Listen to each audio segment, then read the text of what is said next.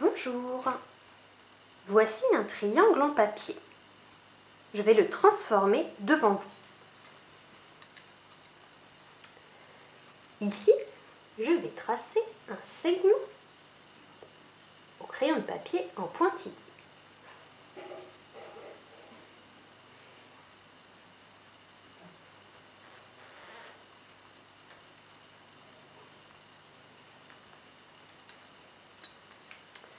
On obtient ainsi un nouveau petit triangle.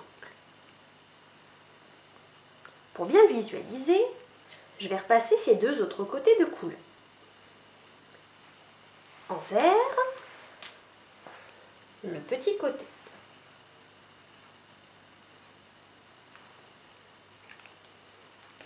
Et en rouge, le grand côté.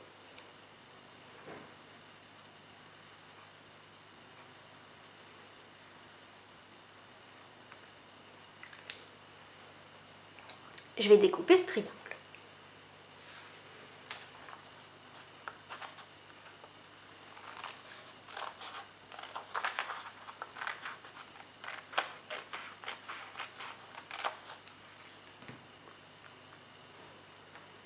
Ce nouveau petit triangle, je vais le retourner.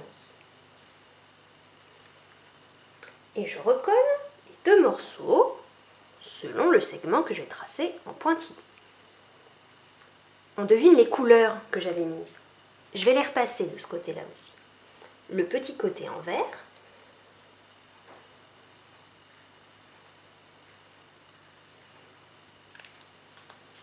et le grand côté en rouge.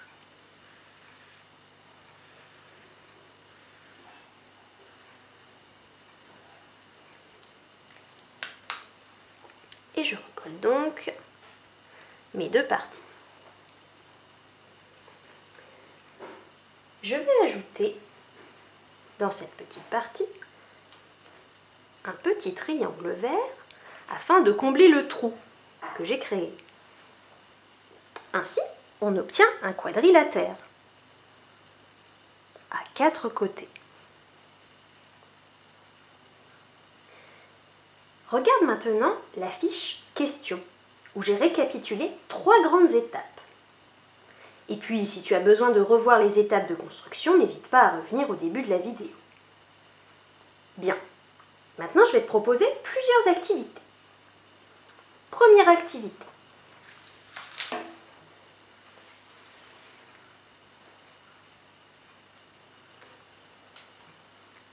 Nous aurons besoin de la figure A.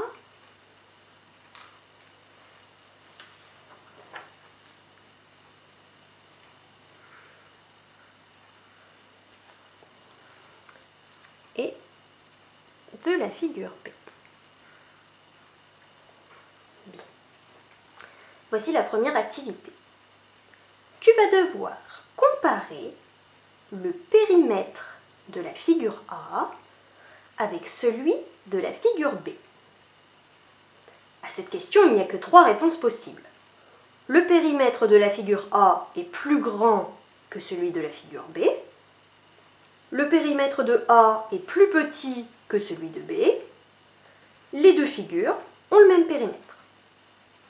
Je te rappelle que le périmètre est la longueur du trait qui fait le tour de la figure. Bien entendu, c'est un travail mathématique, ce n'est pas une devinette. Donc en plus de ta réponse, tu devras expliquer pourquoi tu penses que ta réponse est juste. Prends le temps d'écrire ta réponse et ton explication et fais une pause dans la vidéo. Bien, regardons-y ensemble. Pour faire le tour de la figure A, je vais passer par la partie blanche. Je commence ici. Je passe par la partie blanche, puis par le trait rouge et enfin le trait vert. Pour le périmètre de la figure B, je passe par la partie blanche, par le trait vert et par le trait rouge. En fait, je passe par les mêmes traits. Je fais autant de chemins. On peut donc dire que les deux figures ont le même périmètre.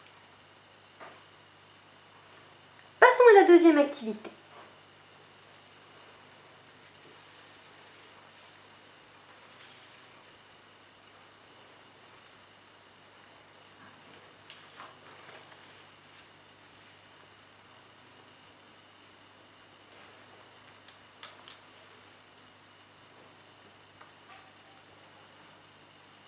Bien. Pour cette deuxième activité, tu dois comparer le périmètre de B avec le périmètre de C. Prends le temps d'écrire ta réponse et ton explication et fais une pause dans la vidéo. Regardons-y ensemble. Quand on fait le tour des deux figures, on passe par la partie rouge, par la partie blanche. Ah, arrivé ici, on va avoir une différence. Pour la figure C, on va passer par ce trait-là qui est assez court. C'est un chemin court. Pour la figure B, on ne pourra pas faire ce chemin qui est court. On va devoir faire un détour. On va passer par ce trait-là, puis par le trait vert. Le chemin va donc être plus long pour la figure B. En mathématiques, on dira donc que le périmètre de la figure B est plus grand que le périmètre de la figure C. Et inversement, le périmètre de la figure C est plus petit que le périmètre de la figure B. Passons à la troisième activité.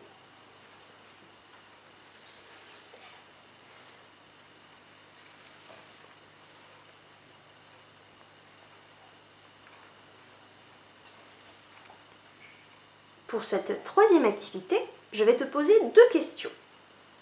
Première question. Compare les périmètres des figures A et C.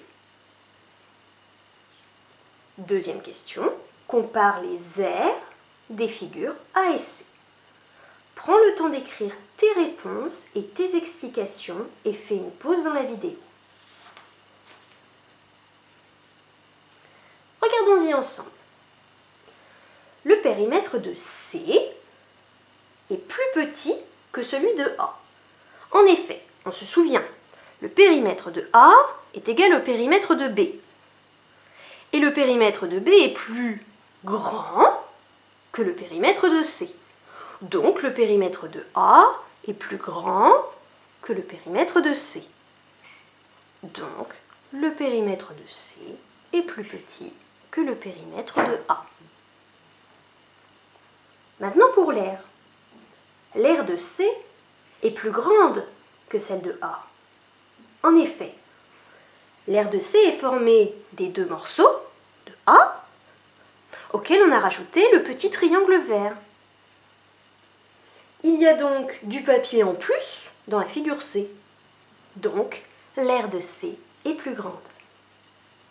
On a donc appris que on peut avoir des figures avec des périmètres plus petits et des aires plus grandes, et inversement.